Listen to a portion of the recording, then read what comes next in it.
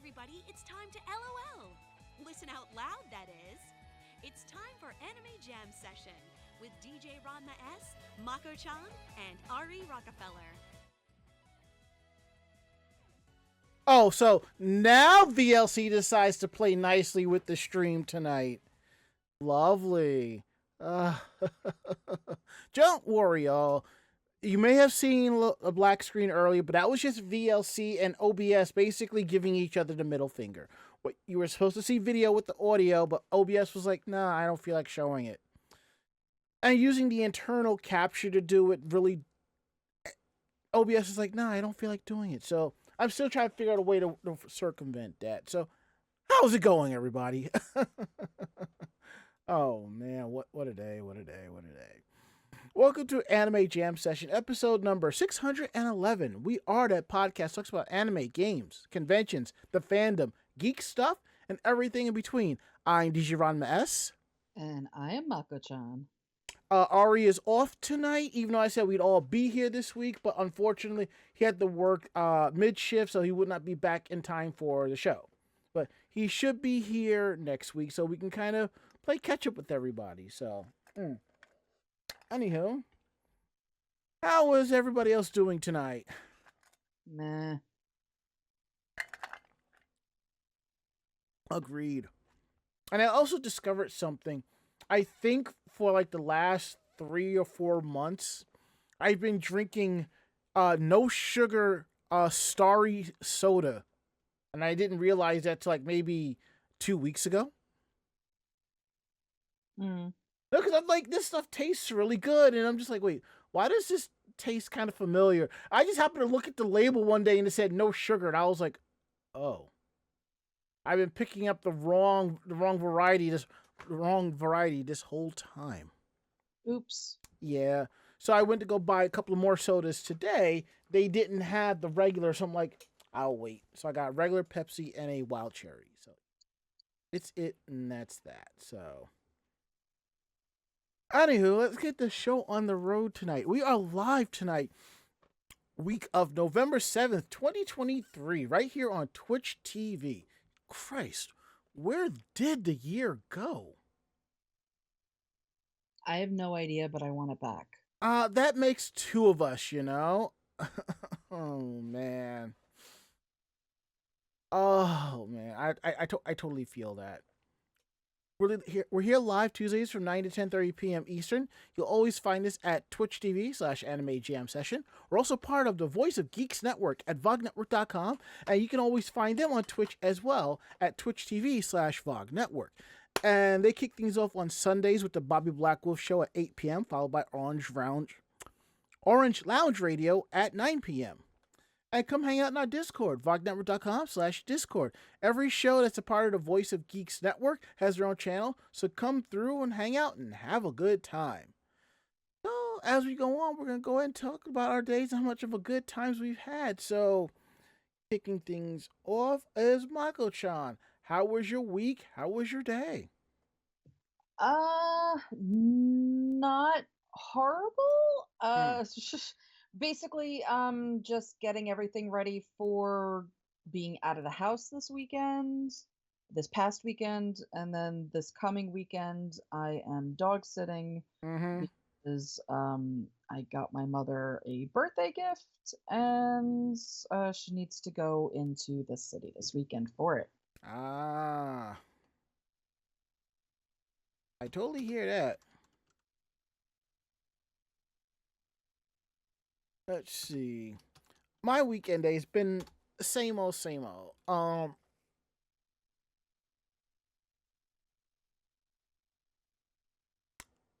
Won't get into J1Con, that's a little bit later, but I have been saying, I've mentioned this like a few weeks back, I'm on a weight loss medication. So I went out and decided to get a scale. And I figure I'll jump on said scale every week to track my progress. Now, I have one already by Lark. It's one of those scales where it connects to your insurance provider and gives you all this information. My current insurance provider is not supported by them, so I basically have like a 2-ton paperweight. And I need to contact them so I can send it back and be like, I can't use it. So I got another scale. So I'm on that one, and that's been working fine. So I'm perfectly okay with that. Um, I have noticed that the medication has kind of thrown my emotions into slight kilter. I mean, I realize there are certain things that bother me, and I kind of find myself just like it just sits with me a little bit longer than normal, then it goes away. So I've gotten used to it. So other than that, I'm perfectly all right. Um, the suitcase from the con is sitting in the middle of my apartment, and I'm just sitting there staring at it, going, "Well, I'm not really unpacking, given that Anime NYC is in like 10 days. All I'm doing is just refreshing the inventory. Basically, that's all it is. I'm just refreshing the inventory."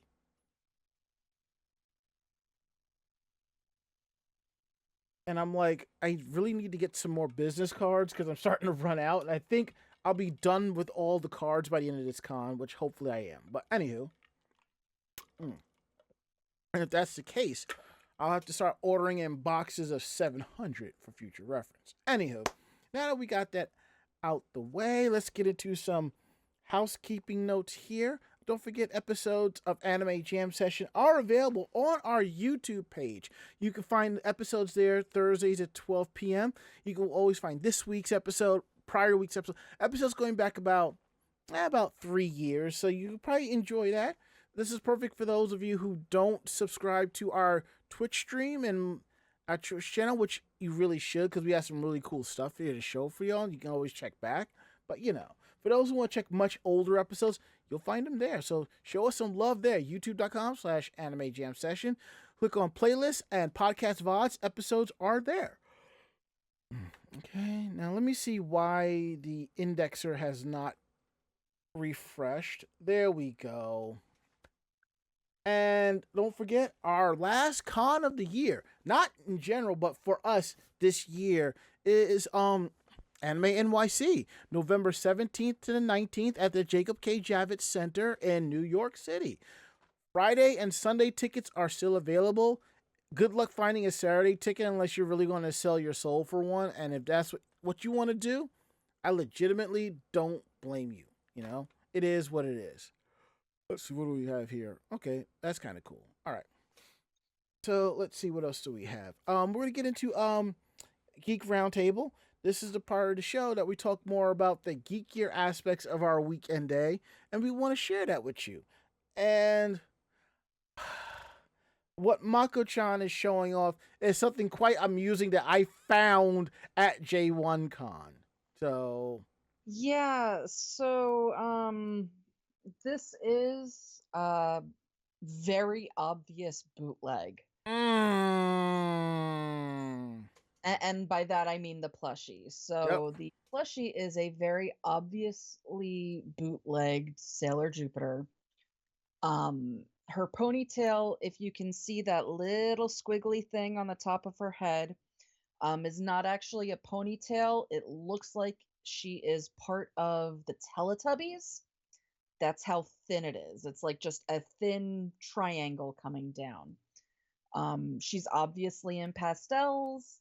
Her face shape is a little alien-like. Most of her hair isn't exactly on there, but yeah, I find the creepy Teletubby thing to be a very interesting thing.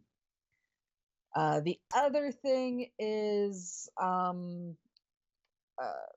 my new obsession. Mm.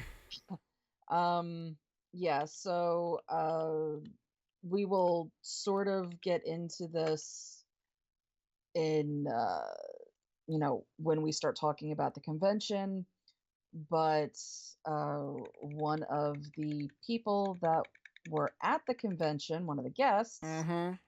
was the voice actor for Hiroyui. And so I got one of my cards signed. And yeah, kind of excited about that. Just kinda. Yeah. So Mark Hildreth was one of the voice actors there. And when I handed my card over to him to sign, he basically was like, I have never seen this card before. Um, so I think that was cool. Out of, all of the many years that he's been doing conventions and signing things, to say that, he had never seen this card before is kind of cool. For anybody questioning, the card is actually part of a Japanese card game set. Um, so yeah, uh, kind of excited to have that signed. And now just to see if I can meet the others, because I do have cards of all of them that, having them be signed would be awesome. It would be. Unfortunately, you wouldn't be able to get one of them signed because one of the pilots is no longer with us, sadly. But hopefully Scott McNeil will make an appearance at a convention because you know he would. You know he would. Um, that would cause me to probably squee in terror and horror and all of that. Sure. 'Cause, yeah. Go on, tell us how you really feel about Scott McNeil. Well, I mean, he voices my favorite of the boys, so I would. Wait. So he's actually voices Sam or Dean? No, not those boys, you jackass. Talking about one of my other obsessions, thank you.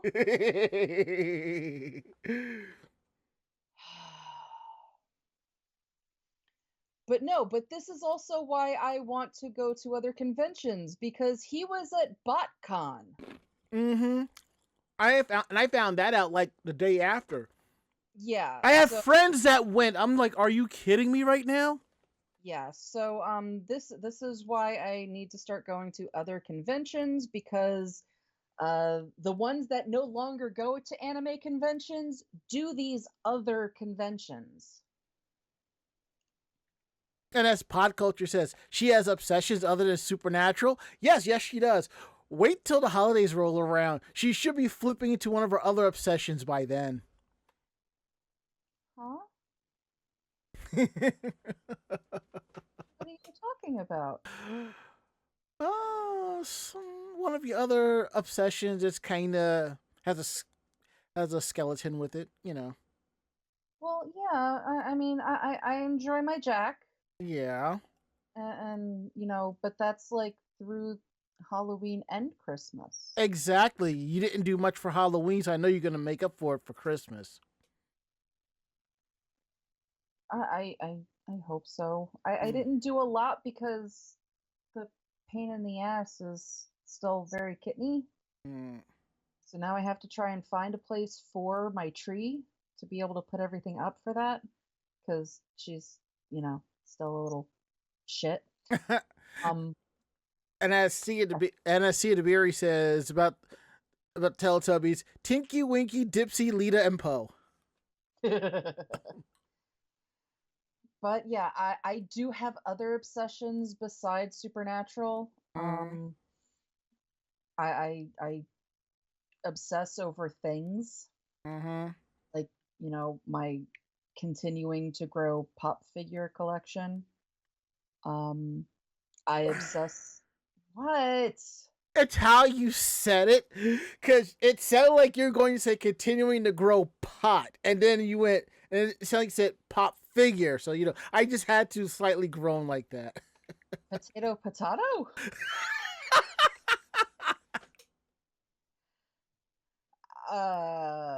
Yeah. But yeah, that's what I'm showing off. I'm showing off something legit and something not legit, and they cancel each other out. And as Pod Culture says, it is legal for you all. Yes, but I don't think we should be talking about it on stream. Just hints here and there. So, anywho, as I said, I have a bit of a backlog here of figurines I bought at conventions. And yes, I did get an autograph from Mark Hildreth, who is the voice of Terry Bogard from Fatal Fury, and Hiro Yui in Gundam Wing, one of the boys that Mako-chan here obsesses over. So, The original boys. yep, the boys are back in town. But as you know, I there are a few isekais that I watch that I really enjoy, and one of them is ReZero. And everyone knows it's a known fact that Rem is best girl. There's no doubt. There's no any ways about it. But there are times I will find figurines of some of the other girls on the show that are pretty cool. Now, I just picked up this ReZero Corful figurine of Echidna from ReZero. And I just like how she's wearing this black dress outfit and the bunny ears. And as you all know, I'm not the biggest fan of bunny girl outfits and figures. It's gotta correlate with me in a specific way for me to buy it, which is why I have like 3 or 4 of my Sakurajima figures in my collection. If you ever seen Rascals Does Not Dream of Bunny Girl Senpai, watch that. You'll understand what I mean. And I think the new season starts up soon, if it hasn't started already. So I'm definitely looking forward to that. So I like Echidna's character in the series, but this is one of the few figurines of her that I do enjoy. So there's that. I've started watching The Rising of the Shield Hero season 3. I'm already into Spy Family season 2. The Shadow in the Darkness season 2 of that I'm watching, and that has got to be one of the most cracked out isekais I have ever watched. Imagine being in another world talking about, and you just invented stuff for your team and you didn't realize what you invented is actually going on right now. So, and you're just OP as fuck all about it. So that's on High Dive. That's something you should definitely check out. There are those. Trying to think. I know there's a couple other series. Oh, yeah. Firefighter Daigo, Rescue in Orange. That's a really good one. It's a firefighter anime. So I'll say this. If you've ever watched Chicago Fire or Station 19 or one of those, you'll probably will enjoy Firefighter Daigo. It's really good. Now, as I said, we're going to talk about J1 Con, but originally that was going to be at the top of the hour, but I moved it to the bottom because I know that Ari would have to leave early because of work, so I figured he'd get his stories in and then just leave when he had to. But what we're going to do, we're going to basically save J1 Con till later on, and we'll cover these articles, and we're going to put a 20-minute timer on this so we can discuss the con as a whole. Well, the timer on the con, not the articles here. So, Mako, you want to kick things off with our first story of the night?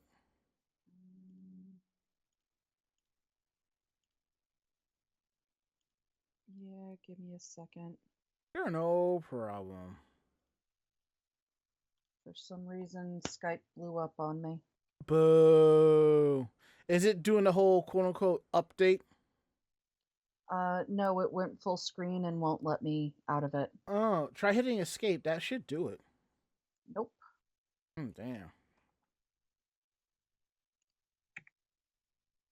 All right, there we go. Mm-hmm. That was fun.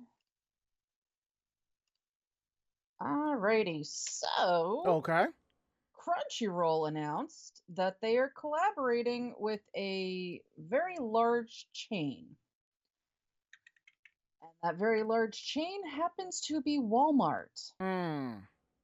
So they are going to create a line of fan shops featuring merchandise for several iconic anime franchises. So as detailed in a recent press release, Crunchyroll is teaming up with 2,400 Walmart locations across the United States this holiday to offer in-store quote-unquote fan shops. Anime-related products for a variety of fan-favorite series, including Dragon Ball, Attack on Titan, Akira, Naruto, Demon Slayer, and My Hero Academia. These merchandise collections include Walmart exclusive Blu-ray sets, Crunchyroll subscription cards, Banpresto anime figures, ramen bowls, plush toys, and more. And the products will be refreshed throughout 2024. Nice. So, yeah. Now, for those of you who are wondering, what is a in a fan shop? All right, think of it as a store within a store. Like, I think anybody who's watching this episode, this stream, or listening has been in a Best Buy, and then when you walk in, you see the Apple section, and then you see the Samsung Galaxy section. That's basically what that is. It's a store within a store. It's a fan shop. You know, you buying from their inventory and you're purchasing through there. That's basically what that is.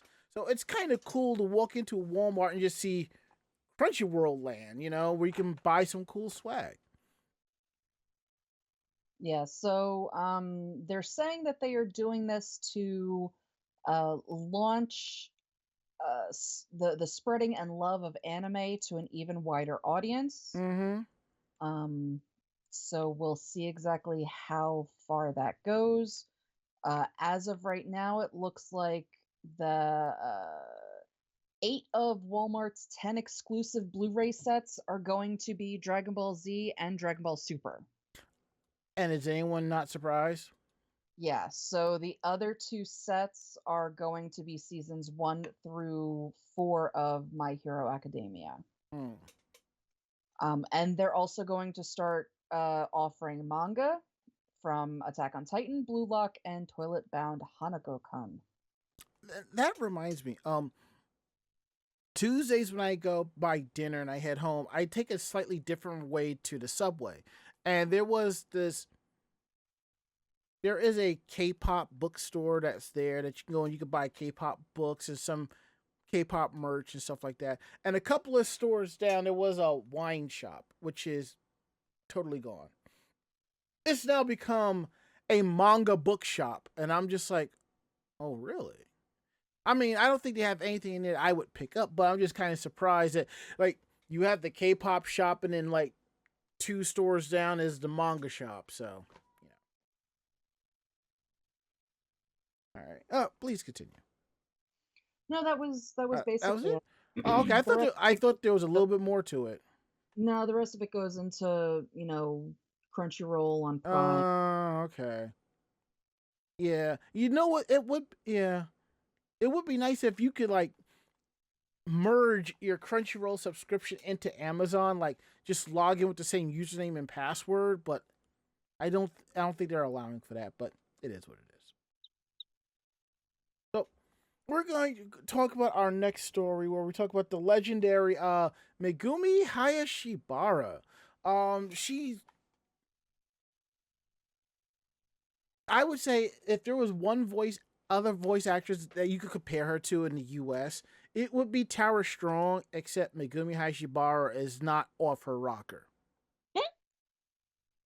If you don't understand what I mean, just go on Twitter, you'll understand. Anywho, some of you may know her as the voice of Lena Inverse. Some of you may know her as the voice of Faye Valentine. I know her as the voice of Girl Type Ranma and Lime from Saber Marionette J. But she's also the voice of Hello Kitty. And you're probably thinking, wait, Hello Kitty has a voice? Yes, she does. So she has been the voice of Hello Kitty for 33 years, and she is now, quote unquote, graduated.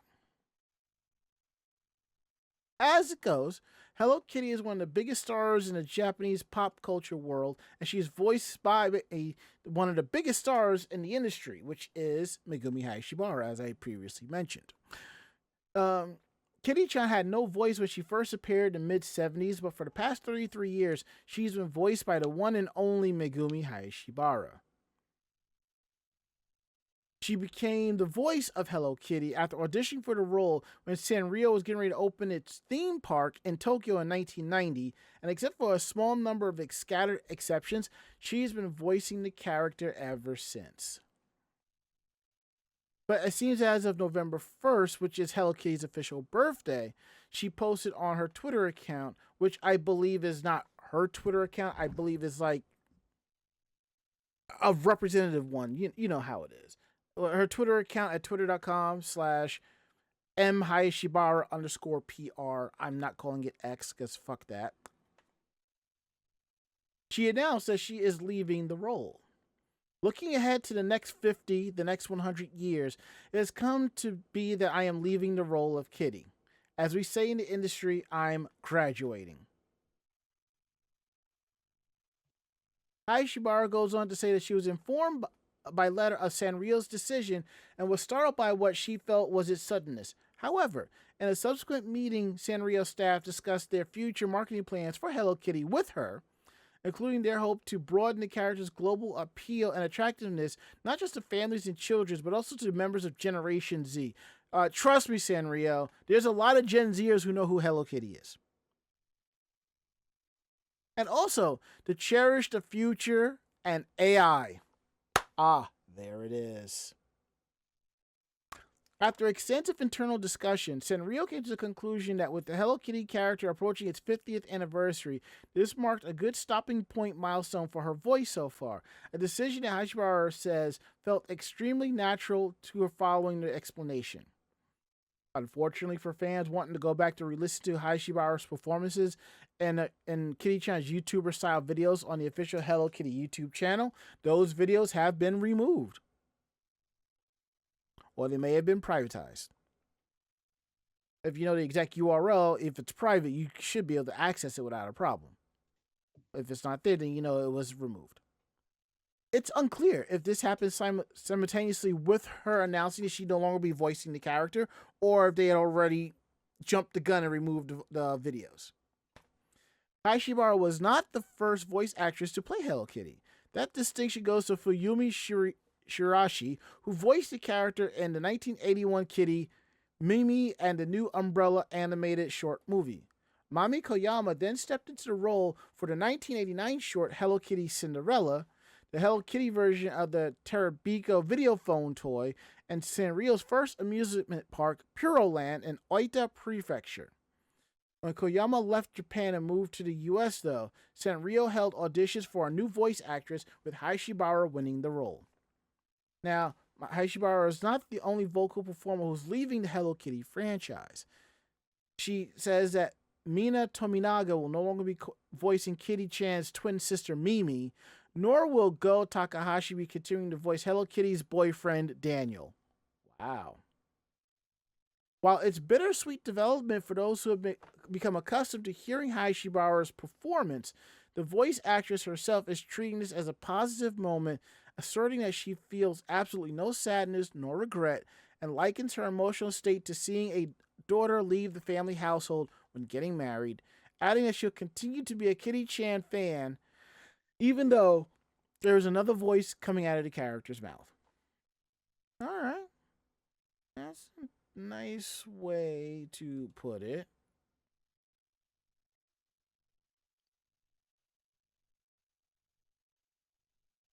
If you say so. Like I said, a nice way to put it. The problem with AI in Japan is that if these ladies and gentlemen ever want to work in the industry again, they can't say anything bad about it. I know. Sucks. That's why I was said nice. Trust me. There was nothing emphasizing happiness about that from me.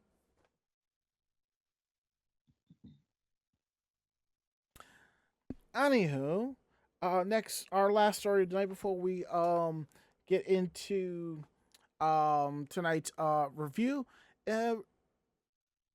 Meme manga anime gets a release date. What in the world is this one? Yeah, so an 80s manga story that gained notoriety as a popular meme in the early 2000s has set the release date for a real anime adaptation. Wow. So the official Twitter account for Kusomiso Technique recently confirmed that the anime would premiere next year. Um, basically, excuse me, Mm-hmm. Kusumiso Technique is an infamous bara or gay hentai manga that chronicles a bizarre sexual experience between two men in a restroom. What? The anime originally began as an April Fool's joke in 2023, but an actual crowdfunding campaign opened for the project. The episode, which will present an all ages version of the story, is now scheduled to premiere on April 1st, 2024. Oh my. So, just as background, the one shot manga stars a young prep school student named Masaki Mishishita who encounters an older man named Takazu Abe in a public park. After asking Masaki if he wants to do it, the two proceed to have sex in the park's toilet. Oh. Well, while many hentai titles feature strange or exaggerated depictions of sex, this one shot became infamous not only for its sexual content, but also for its comical dialogue. In recognition of this, the original 2023 April Fool's Twitter post asked viewers if they remembered the quote, "Do you want to do it?" from the original manga. So this is going to be a collaboration by Studio Leo and Anime Tokyo. Yeah. So Maki Ito is directing the episode. Fumi Sugetsuka is creating the script with scenario assistance from Titan Kawikami. Yeah, and then the chief anime director and character designer is Yi Zhang, who previously directed episodes of JoJo's Bizarre Adventure.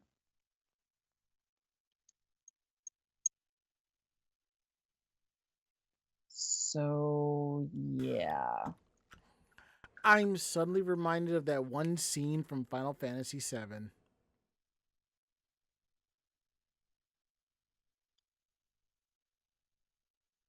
I don't know why, but I just am. I just find it amusing as hell that this was actually crowdfunded seriously for an actual one episode anime.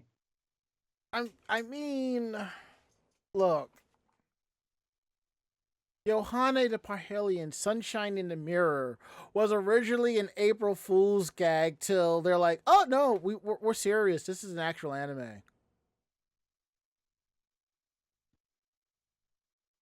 But still.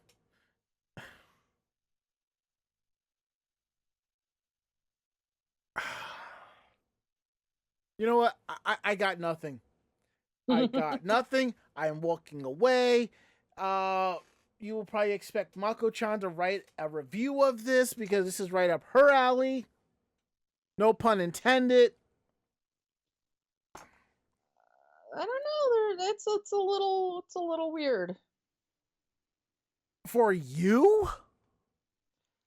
Uh,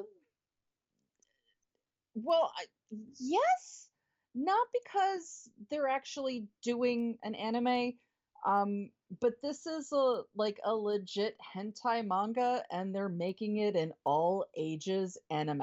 Well, it's not the first time they've done that. I mean, look at the Fate series. That was originally a hentai game. Well, yeah, but this is one episode for a one chapter manga. Oh, listen. How the hell the entire premise of the manga is an older man and a younger man, and the older man asks for sex and they fuck. Into an all ages anime. One episode. Is it gonna be, excuse me, do you have any Grey Poupon? And them just fucking cooking? No! How the hell does it work? It doesn't.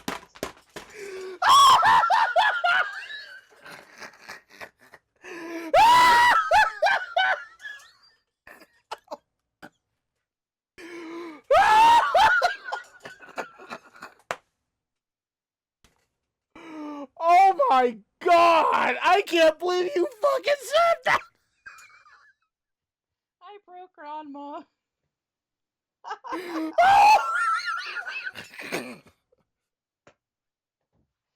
Oh my god! If they have a Grey Poupon! Oh my god!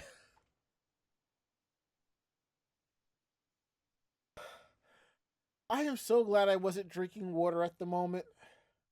I am so glad. I'd probably be choking to death at the moment.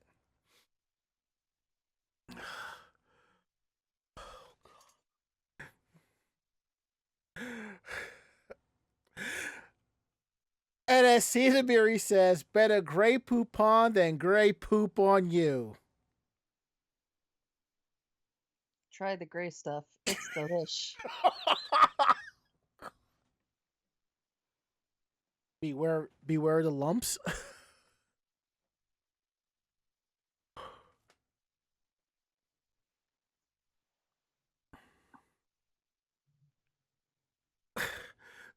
Well, Mako-chan, out of everybody on staff here at Anime Jam Session, you are the hentai connoisseur. You are the biggest perv of them all. Even you can figure out a way how to convert this to an all ages thing. Well, yeah, euphemism. Heyo! That's how you get away with all the crap they did in other stuff. But this is one episode. See also Tiny Animaniacs. Yeah. Fingerprints what?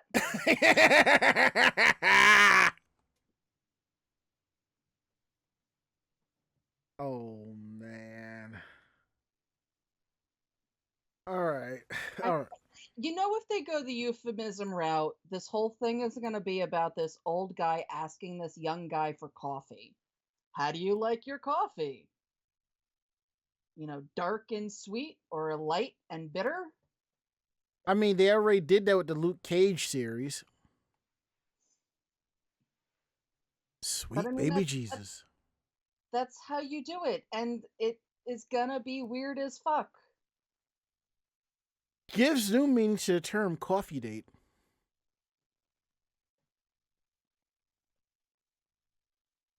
Anyhow, this is the part of the show where we are going to talk about J1Con. I have set a timer for 20 minutes. That's how much time we will only need. So hopefully it will begin. If we even need that long.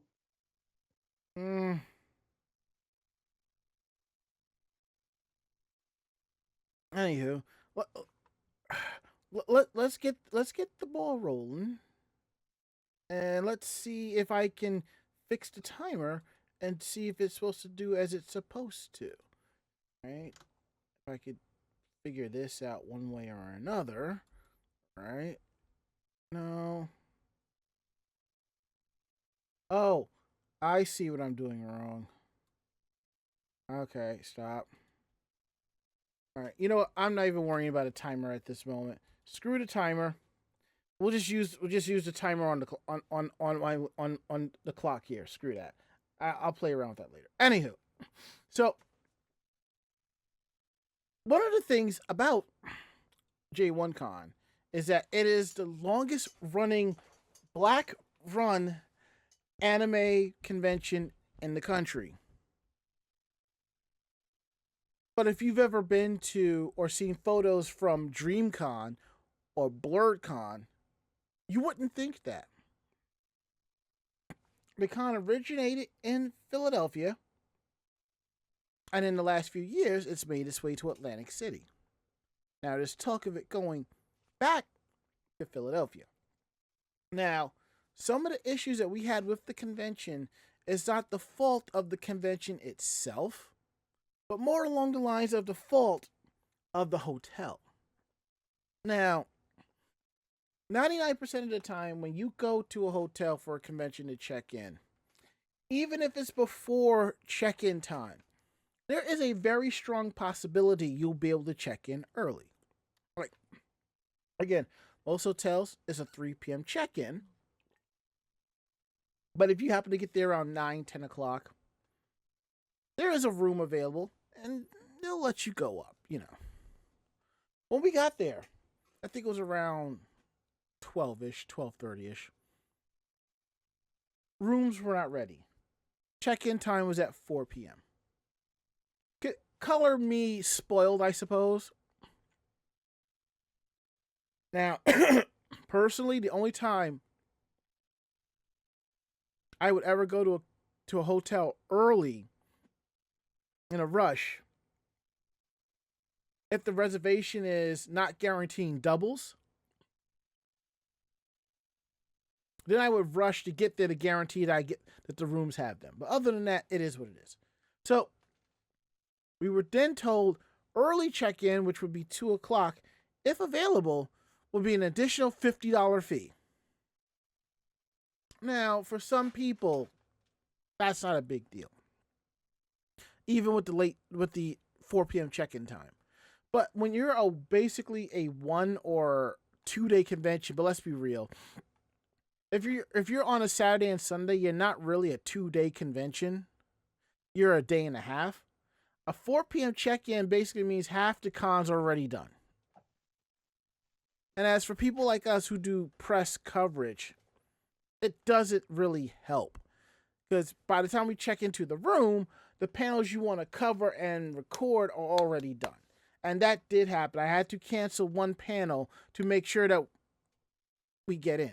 Because I'm just not trying to go through all of my equipment just to set up a camcorder at 1 o'clock. I refuse. Now, we were able to get in at 2 p.m. Didn't get charged extra. That was great. So, if you remember about 3-4 years ago, we did cover J1Con. At the time, the convention itself, when you walked in, it was basically spread out all over the left-hand side of the lobby, where the casino, where the slot machines used to be. And they had a couple of casino parlors on the far left, which were the impromptu panel rooms. And that's where everything was. Most of things were.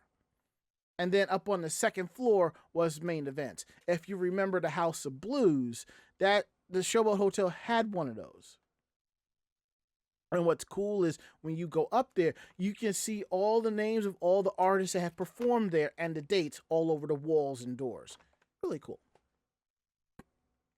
So, that was the only thing that was up there. Now, from my understanding, Poochie-Con was at the Showboat a couple of years. We were there a couple of times, once for that. And I remember their most recent endeavor down there, everything was on the second floor. And it seems like they ran a better con logistically than J1Con, which is kind of shocking, but, you know, anything's plausible. Now, the best way I can describe this convention is a bunch of vendors selling their wares in a church basement. That's the best way I can describe this convention. This hotel had the audacity to call their event space the Terminal Convention and Event Space. It's nothing more than a garage roll-up. Now, what I mean by a garage roll-up, you ever been to a parking garage or something like that, and you see the ramp that you roll up into to get a parking spot? That's basically what this is. When you get there, you had some artists, artist tables on the outside, and when you went inside, immediately straight ahead to the right was a small panel area. I believe there was 2. And then if you walked all the way down, there was a main events area which had about 40 seats. Could be 50. You go towards the far right, go down the stairs. There's another panel area. I mean, if it was me and this is what I was dealt with, I would at least have some type of curtains set up to kind of help with the sound, you know? Yeah, the sound in this place. Yeah. So it did not allow you to do interviews. When you were talking to people at the booths, you could barely hear them. Um, and the closer that you got to their quote unquote main events area, the louder it was. Yeah. And it didn't help that the people doing the main events were screaming. Even though they had a mic, even Hmm. though, everybody in that area could hear them, they were screaming into the mic. Now, if I had the proper microphone, I might been able to do like a quick 5-minute interview. I don't have those types of mics that kind of block out the outs. I never needed one of those because all of our interviews have always been in quiet locations. Or if we were in, like, well, if you remember how we used to do the cosplay interviews at conventions. Yes, it was in a loud hallway, but it wasn't loud like that. Noise was being absorbed. It was huge. We had like a bit of a quiet area. And I was also able to edit out some of the background noise. Yeah, this was just No, very loud and very echoey. yeah, couldn't do that. Absolutely could not do that.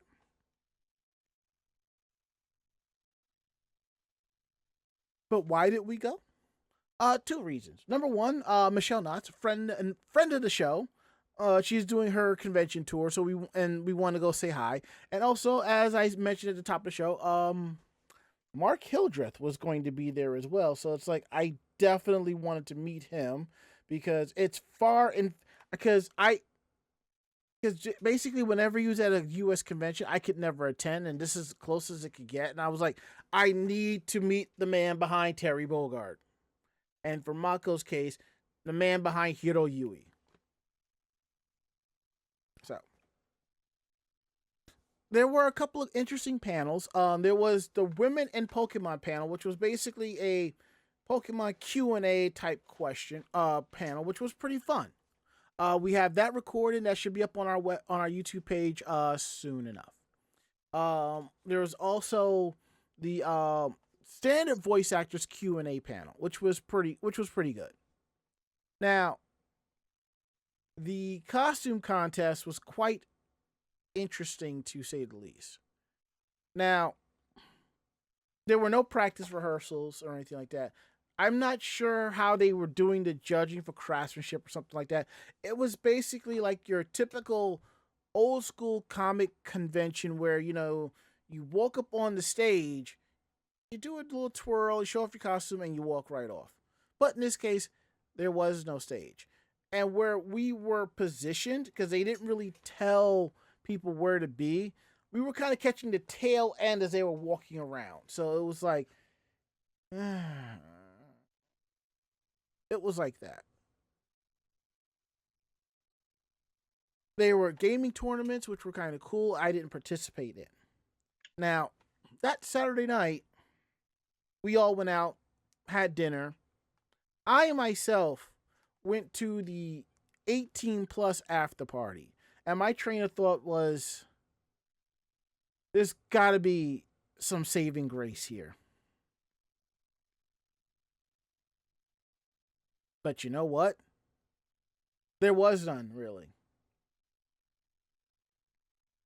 If I am going to an 18 plus after party and it starts at 9 o'clock, I expect the music to start around 9 o'clock and go to the end of the night. That's it. Now, I didn't get there till later in the evening because, again, we were out to dinner with some friends. But from my understanding, between 9 and 10, they played some music. They were giving shout outs on the microphones back and forth. From 10 to 11 was the burlesque show. Then at 11 o'clock was the twerk off. I, for one, am not complaining, but I was not expecting to walk in and be like, we're having a twerk off. And I'm just like, oh. Again, not complaining, but it's just not what I was expecting. And then basically, there was like one or two music tracks. Then they would get on the microphone and giving shout outs and where you repping and all of that. Then 2 tracks of music back and forth. There was a geeky MC up, nerdcore MC up there that did a freestyle. And then I believe like basically the last half hour, because even though it was supposed to go to 2 o'clock, it stopped at 1.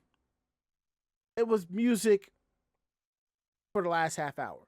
Now, the music itself was okay.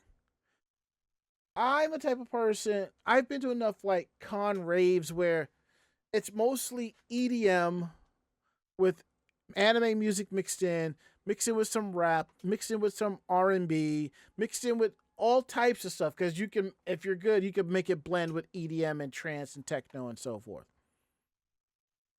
It was basically 99% rap and R&B.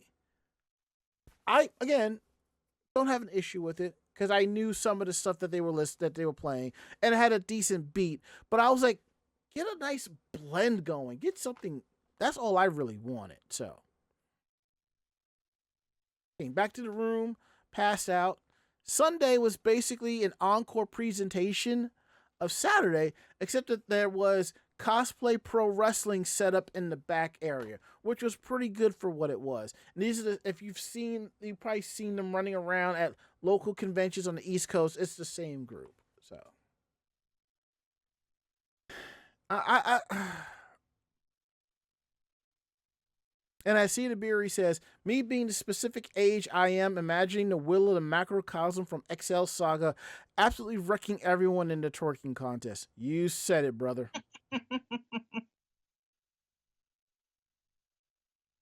I will say this. I have no problem supporting my peeps. But if there's going to be issues, I'm going to call you out for it. As much as I enjoy local conventions, this is something I don't think I'm going to return to next year. It's just the logistics of it. I do understand that the hotel put the screws to the convention. And I'm going to assume that's because the prior convention that was in there put the screws to the hotel. You know who you are. But this whole convention could have been held at the Atlantic City Sheraton, and it probably would have been laid out a lot better. The only downside is, in the Showboat, you go to the back, and there is the boardwalk to all the other casino hotels and restaurants and so forth. The Showboat has what they call the biggest arcade, the biggest seaside arcade on the East Coast, and there is a water park. Think of the Showboat as a pint-sized Kalahari meets Colossal Con. Tell you this much: if Colossal Con was to come to New Jersey, they would definitely pump money into the Showboat, and it would be just a bigger cluster F. Honestly, if they were to go back next year, there's a 99% chance I wouldn't return. It would have the guests. Even if I had friends that I knew that were going, those friends would not be enough for me to go next year. For me, it's got to be, you got to have some really good guests. That makes me want to make this attempt to go down and basically beg Mako-chan to drive me down there. Okay, but I don't see either one happening for next year. So, and then there's talk that it's going back to Philly, so it might be for the best. Yeah, my main issue was the hotel. Mm-hmm. The hotel really cheaped out. Mm-hmm. They did not have enough staff. When you have a checkout time of 11 and a check-in time of 4, and it takes that long to clean everything up, especially when it's a Saturday morning, and most of the people from Friday did not leave on Saturday because of the convention. Mm-hmm. All of the guests and all of the staffers and everybody that was part of that. That's just a sign that you don't have enough people working. The fact that your bathrooms aren't clean, your public bathrooms. That is a sign of you not having enough people working.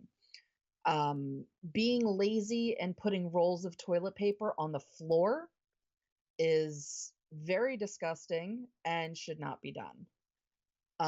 Your employees sitting by the bathroom instead of cleaning them, being on their phones, not a good thing.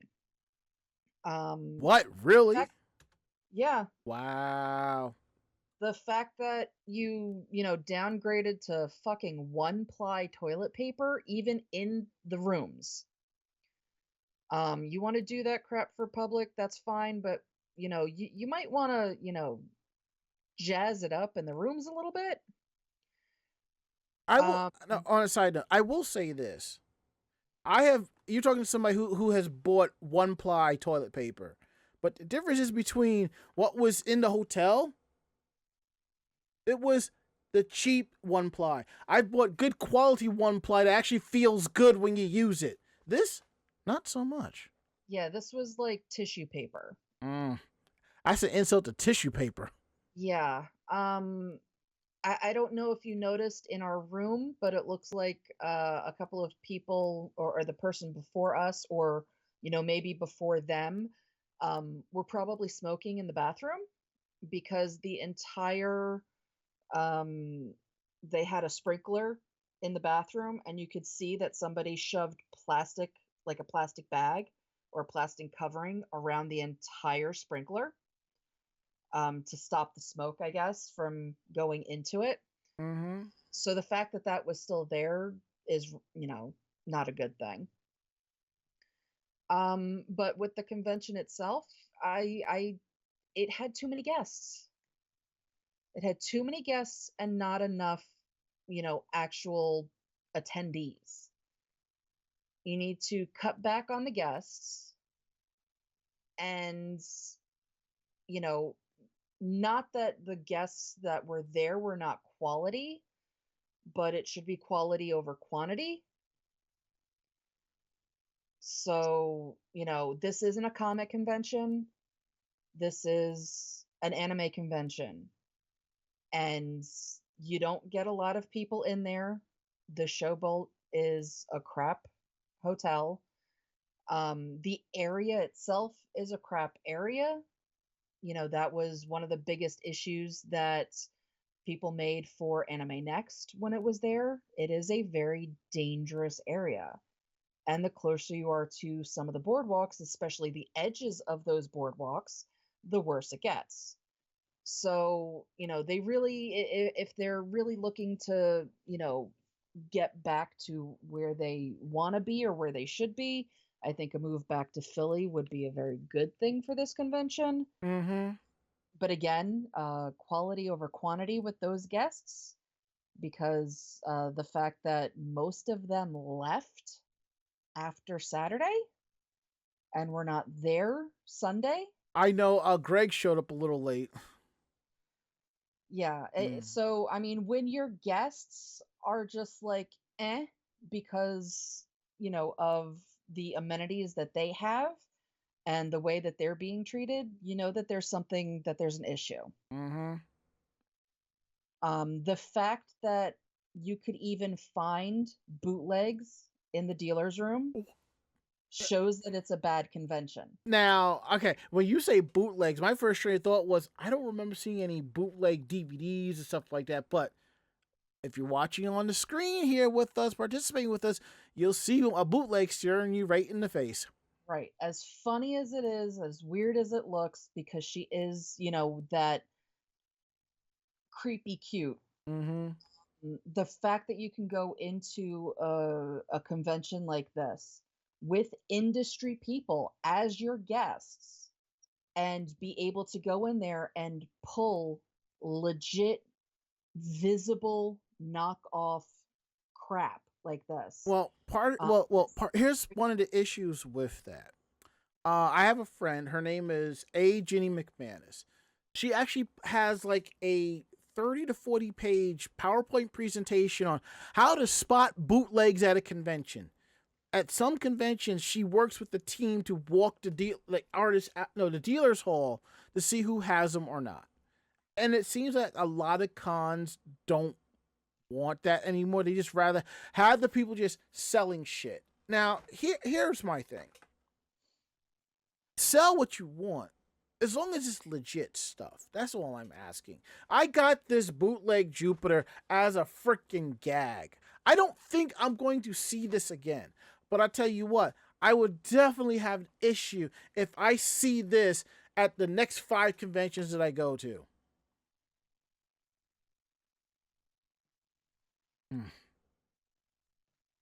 But yeah, I like that was a big thing is Artist Alley, you want to do, create your own stuff, that's great. I have no issues with that. But when you are selling things like this, pushing them off to be legit, and the convention allows you to do that when this is blatantly not like quality, that's an issue for me. That is a big red flag for a convention. If you're going to have all of these industry guests, if you're going to have, people that are there, that their livelihood is part of this crap that's being sold, and this kind of stuff is just blatantly out there, it's a big red flag for me Mm-hmm. in a convention. And one thing, I mean, they had the second floor for their 18 plus event. They could have had the voice actors panel set up there. Now, as for the audio, now someone had brought. I was talking to somebody there, and they brought up this question. This was the House of Blues. Why does their audio system sound terrible? Here's the thing. I believe the House of Blues was like a chain of like venues. Now, when a venue closes up, that space does not get to keep the equipment. The equipment is sold off. So the audio equipment that they had were mixers and powered loudspeakers, either belonged to the hotel itself or to the convention itself. So that's what that was. And whoever they got was really didn't know what they were doing, because for the main event location they had four loudspeakers, two turned towards the audience and two turned towards them as monitors. To be perfectly honest, they didn't need all of that. Two speakers going out and one smaller one to sit right there in the middle as a monitor was perfect. That's all they needed. But evidently, they thought they knew better.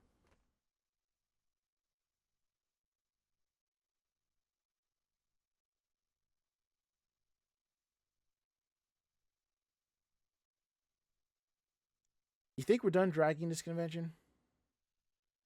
Uh, yeah. Okay.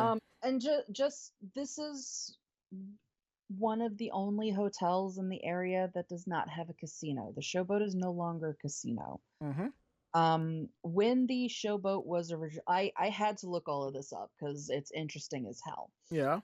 The Showboat went out of business and was sold in 2014.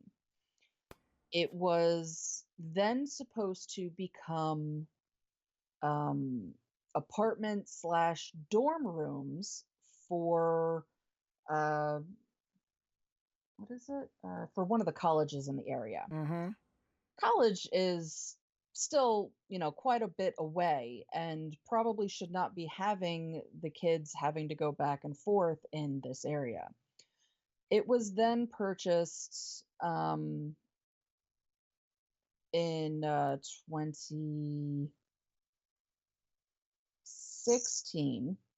and that is when it started to uh, all the resort type of things were started to go into there, the arcades, different things like that.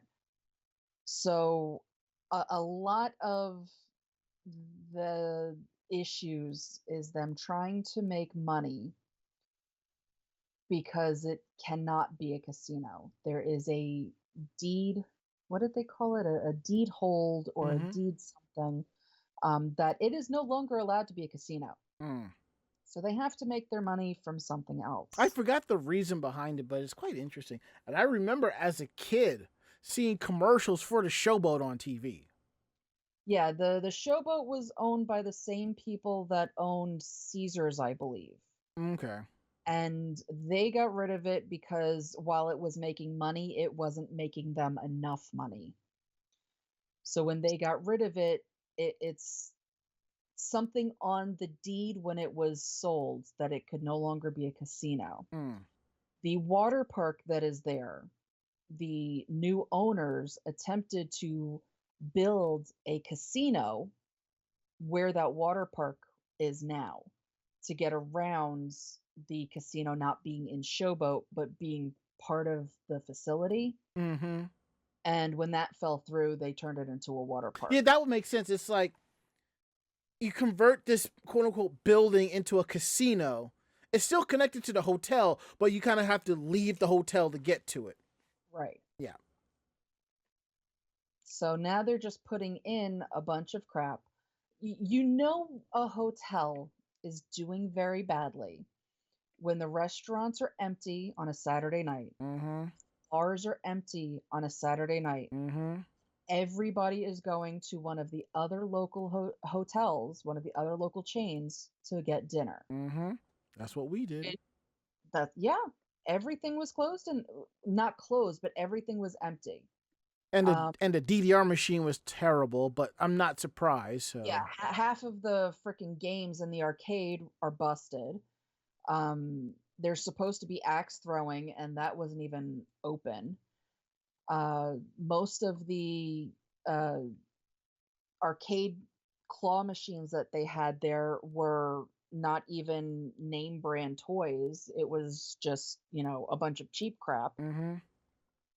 But I mean, it's bad when you've got even, your convention guests going to other hotels to get food. Mm-hmm.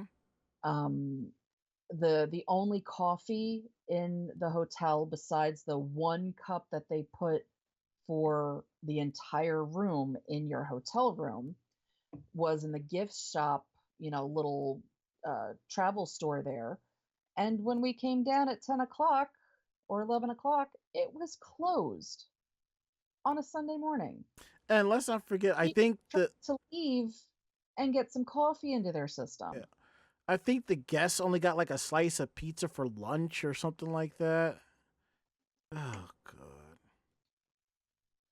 Yeah, so between the hotel and, the convention, I, the fact that it's still going on is amazing to me. Oh, well, what's also I found also amusing, everybody thought I worked for Jason. Okay? The the con chair's name is Jason Richardson. I guess when they saw me walking around or hanging out behind, they thought I'm like, no, I don't know this guy. I'm like, I don't know. And to touch upon about bootlegs, Cedar Beery says, a few years back, I was lazy and thought I was at a reputable seller because I was at a good con. And I looked later and realized most of the CDs I got were San May. Yep. There's like there's another one, is San May and something Action. Those are the two brands that have bootlegs. I admit I have a couple of bootleg CDs sitting up on my shelf here, more for the nostalgia aspect, but when I start getting like official releases, I end up tossing most of my bootlegs. So I feel you.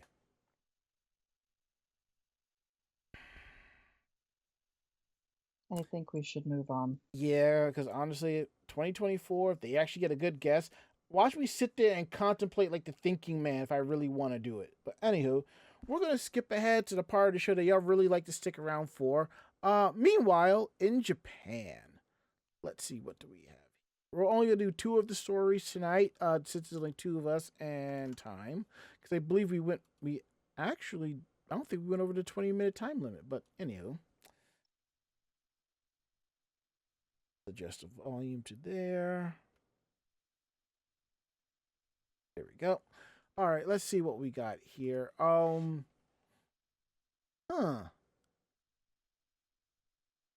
Wow, I'm not sure which one of these I want to take. I'll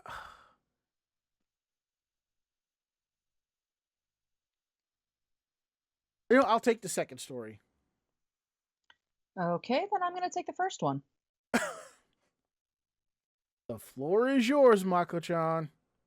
Yeah, so a man was arrested on the morning of October 30th. Um, that is when a 28-year-old woman living in Hamamatsu went out from her apartment for the day. Unfortunately, she left her door unlocked, and sure enough, while she had been out, an intruder had let himself in. That's not good. Yeah, as is not infrequently the case in such incidents in Japan, the man who had entered the woman's apartment was targeting her underwear. However, the intruder was not a panty thief, as he did not take any of the undergarments with him when he left. As a matter of fact, the woman might not have even known anyone had been in her apartment while she was gone, except for the fact that when she returned in the evening, she noticed that her underwear had been washed and hung up to dry, along with some other articles of her clothing.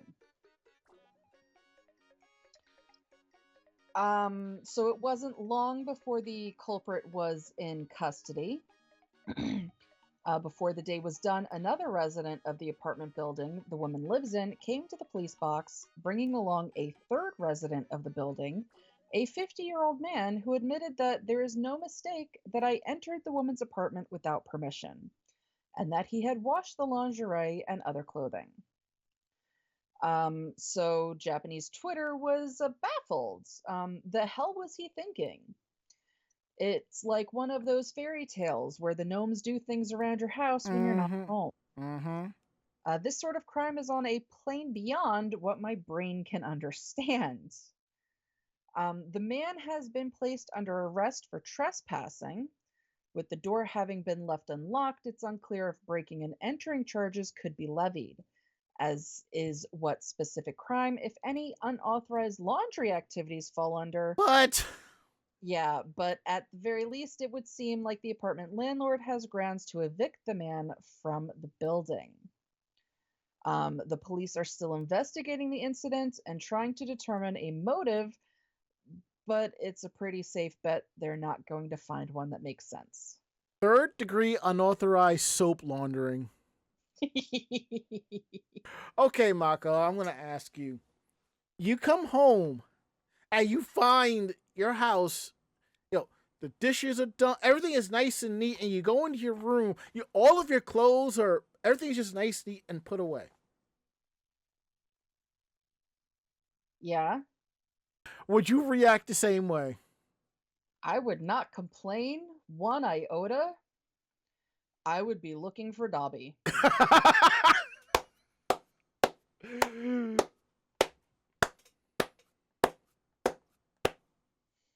I have manifested my dream of a clean house. And there we go. All right. So the next one was about ordering at a cafe. One thing about with modern conveniences is the fact that you can go to a touchscreen, tap what you want, and place the order. You get your receipt, and you just wait for them to call your number. You grab it, and you go. I like to feel that I used to be able to have that ability at my local Dunkin' Donuts. I could just walk in and they knew what I wanted. I didn't even have to say anything except maybe a different donut or something. But 9 times out of 10, they knew. From the same coffee every day, the same donut every day except for Friday where I get a breakfast sandwich and I go about my day. Now the reason why I'm bringing this up is because there is a story here about a Tokyo cafe where you're not allowed to talk even when you're ordering. Actually, no, I prefer this one. You have to use gestures at this Harajuku cafe. Most customers stepping into Tokyo stylish cafes aren't there for a drink, but for an elegant place to relax, and so many cafes go to a lot of effort to craft a quiet atmosphere. This new cafe, though, may be the quietest yet because no one is allowed to speak inside, whether they're a customer or an employee. It's called fittingly a cafe without words, and it opened Wednesday in Tokyo's fashionable Harajuku neighborhood. Once you step across the threshold, words are forbidden, so you'll have to use gestures to place your order and for any communication with the staff. Now, this may require you to do some back and forth between you and the barista or the server as you try to figure out what you're trying to convey to each other, which is a given. The cafe's menu consists of a total of 10 beverages, all soft drinks, identically priced at 800 yen, which is $5.35 at the time of this article. So there's no chance of paying more or getting tipsier than you were prepared for. Now, if you spent much time traveling in Japan, especially if you're not proficient to the local language, you might already feel used to ordering without speaking, as printed Japanese menus are usually heavy enough on pictures that you can just point to whatever you want. A cafe without words closes this loophole, though. The only printed menu is located outside the cafe, and there are no photos or posters of the available drinks inside, so you really need to use hand gestures. And now here's the thing. You cannot write your order down on a notepad or draw a picture on your phone or visual aids. You can't do any of that. You have to use hand gestures to tell them what you want. The idea for this cafe comes from the creative company Entaku, who also involved in Tokyo's cafe run by your friends, where the staff pretend to be old personal friends of yours. Now, suddenly thinking of the theme song from Friends, anyhow. This was a cafe that was opened back in the spring. For a cafe without words, Entaku describes this concept with, if words were to disappear from the void, how would you order? A cafe without words is a mysterious cafe where you can only order by gestures. If you get what you wanted at first, it's a good feeling, and it'll be fun even if you end up with something else. We hope you enjoy this new experience of thinking of ways to communicate your thoughts and envisioning what the other person's feeling as you place your order. There is no one correct way to order in a world without words. Please look forward to seeing what sort of experiences will, etc. And that's the actual statement. And that works until you gesture and get something that you're allergic to. Mm-hmm. But as of this writing, the cafe is only open for a few days, so it's already closed. But you would need reservations to get in there. Yep. And as Cedarberry said, to validate what you just said, until someone with a severe peanut allergy gets pad thai. I wasn't even going that far. I was going, all right, somebody that's lactose intolerant gets regular milk instead of, almond milk or something like that.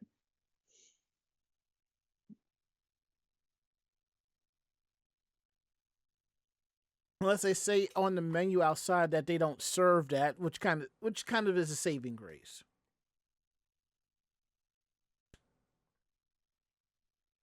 Anywho, I think we're done. I think it's time for us to go ahead and wait. Whoops. Sorry. There we go. I hit the wrong button. There we go. Oops. Yeah. I think it's time for us to roll up on out of here. What do you think? Agreed. I'm about it. So if you like tonight's show, tell a friend. They in turn will tell another friend, and so on and so forth. We're independent bloggers, independent podcasters, so what we like and don't like, we're straight up telling you. If you have any questions about the show, drop us a line at podcast@animejamsession.com. Again, that is podcast@animejamsession.com. We're here to believe you. Don't forget to check out our website at animejamsession.com, where you'll not just find our weekly anime podcast, you will find cosplay interviews, cosplay tips and tricks, editorials, anime reviews, links to our YouTube page of convention coverage, links to our Facebook page of cosplay coverage, all of this and a lot more at animejamsession.com. And if you happen to like the podcast, please follow us on any of these podcasting apps: Anchor FM, iHeartRadio, Spotify, TuneIn Radio, and Apple Podcasts, or whatever app where podcasts are available. And what's cool is some of these apps allow you to leave a review. So if you could, hook us up with a review. We greatly appreciate that. And please follow us on our social media pages: YouTube, Twitter, and Facebook. It's Anime Jam Session. Please follow us to know so you know when we're going live, when we have new articles up, new podcasts, and all other stuff. And to everybody who follows us on those socials, thank you so much. We couldn't do the show without you. You know? Now, if you're participating with us, down below is a link to our Stream Elements, our Streamlabs, and our Ko-Fi if you want to throw us straight cash money. That we'd appreciate. But if you want, you can give us bits. We love that too. Sub to the channel. Give out gift subs. It is coming around that time of the year. We greatly appreciate that, you know? So now we're going to go around the room. Last words, Mako-chan. I am so freaking tired. So I'm gonna enjoy going to bed now. My last words, I am going to Japan in less than 6 weeks, and I've already scheduled out where I'm going to be for 2 weeks and putting down places and addresses so I can get to those spots. So that is it. End of list. We'll be back next week with a brand new episode. I believe Ari will be here. I believe Barry will be here. We hope that you'll be here and join us too. So I think it's time for us to get up on out of here. So I'm Ranma. And I'm Mako-chan. Great fight. Great night. See you next week. Good night. Say goodnight, Mako-chan. Good night, Mako-chan. Perfect. Awesome. We are out of here. See you all next week.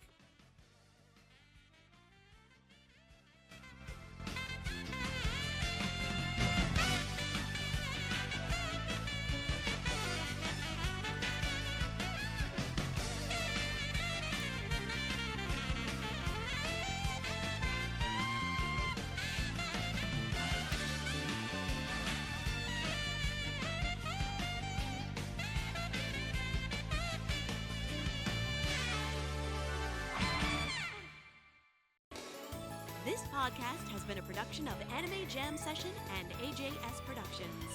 No fanboys and fangirls were hurt, maimed, shot, electrocuted, or pistol whipped in this episode. For now. The views, opinions, and thoughts expressed on this show do not reflect the staff or the network as a whole. But we're still right, damn it.